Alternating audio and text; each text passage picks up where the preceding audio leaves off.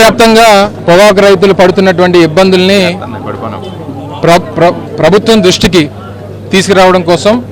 ప్రభుత్వం మీద ఒత్తిడి తీసుకురావడం కోసం వైఎస్ఆర్ కాంగ్రెస్ పార్టీ అధ్యక్షులు మాజీ ముఖ్యమంత్రి వర్యులు శ్రీ జగన్మోహన్ రెడ్డి గారు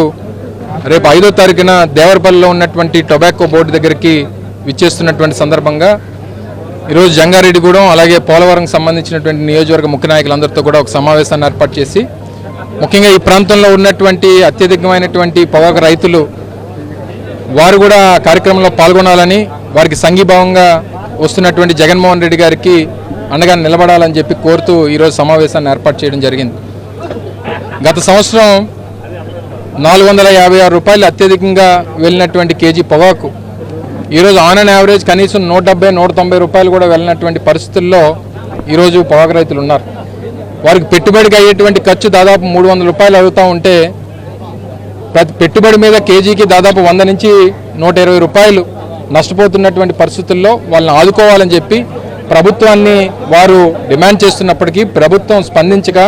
కనీసం మాట్లాడినటువంటి వారు కూడా లేరు అనేటువంటి అభిప్రాయాన్ని రైతాంగం అంతా కూడా చెప్తా ఉన్నారు.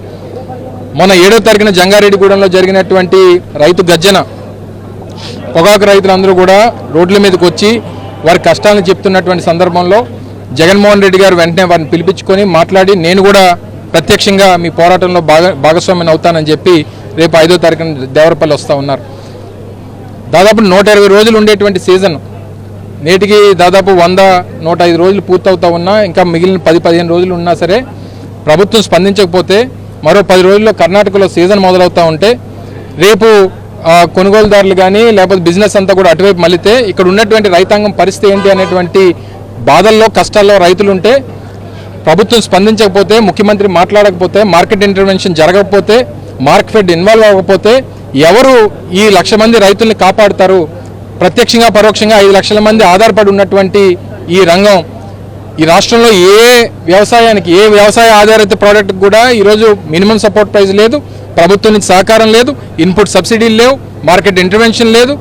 ఏది లేకపోతే అసలు ప్రభుత్వం దేనికి అనేటువంటిది రైతులు ప్రశ్నిస్తూ ఉన్నారు. సో అందుకనే ఈ ప్రభుత్వం మొద్దు నిద్ర వదిలించడానికి రేపు జగన్మోహన్ రెడ్డి గారు 5వ తారీఖు వస్తూ ఉన్నారు. దయచేసి ఈ ప్రాంతంలో ఉన్నటువంటి రైతాంగం కూడా ఆ కార్యక్రమంలో పాల్గొని జయప్రదం చేయమని చెప్పి ఈ సందర్భంగా డిమాండ్ చేస్తూ ఉన్నాం. Thank you.